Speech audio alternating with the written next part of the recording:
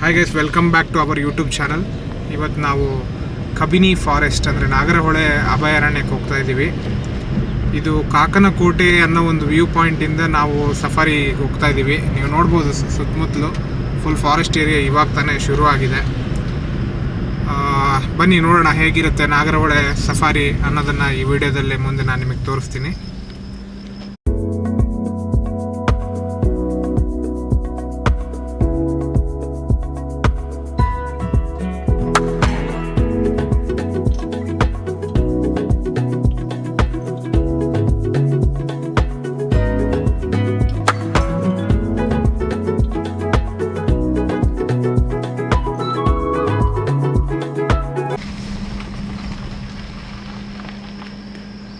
ನೀವು ನೋಡ್ಬೋದು ಯಾವ ರೀತಿಯಾದ ದಟ್ಟವಾದ ಅರಣ್ಯ ನಮ್ಮ ಕ್ಯಾಮ್ರಾ ಕಣ್ಣಿಗೆ ಕಾಣಿಸ್ತಾ ಇದೆ. ಲೈಟ್ ಕಂಬದ ಆ ಕಡೆ ಫುಲ್ಲು ಫಾರೆಸ್ಟ್ ಏರಿಯಾ, ಇದೆಲ್ಲ ನಾಗರಹೊಳೆ ಫಾರೆಸ್ಟ್ ಏರಿಯಾ. ತುಂಬ ಚೆನ್ನಾಗಿದೆ ವ್ಯೂ. ಹಾಯ್ ಫ್ರೆಂಡ್ಸ್, ನೋಡಿ ನಾವು ಇವಾಗ ನಾಗರಹೊಳೆ ಫಾರೆಸ್ಟಿಗೆ ಹೋಗ್ಬೇಕಾದ್ರೆ ಆನ್ ದ ವೇ ಇದು ಕಾಕನಕೋಟೆ ಪಾಯಿಂಟ್ ಅಂತ ಹೇಳ್ತಾರೆ. ಅಲ್ಲಿ ತಾರಕ ಜಲಾಶಯ ಅಂತ ಒಂದು ಬ್ಯೂಟಿಫುಲ್ ಡ್ಯಾಮ್ ಕಾಣಿಸ್ತಾ ಇದೆ ನಮಗೆ.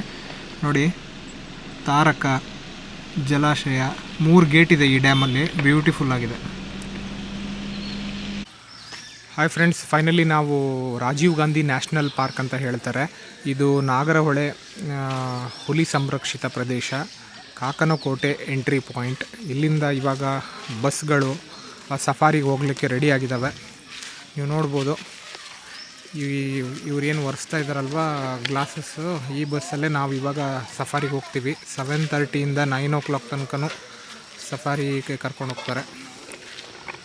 ಸೊ ಇಲ್ಲಿ ನಿಮಗೆ ಟಿಕೆಟ್ಸು ಇಲ್ಲೇ ನೀವು ಪರ್ಚೇಸ್ ಮಾಡ್ಬೋದು, ಬಟ್ ಬೆಟರ್ ಆನ್ಲೈನಲ್ಲಿ ಬುಕ್ ಮಾಡ್ಕೊಳ್ಳೋದು ತುಂಬ ಒಳ್ಳೆಯದು.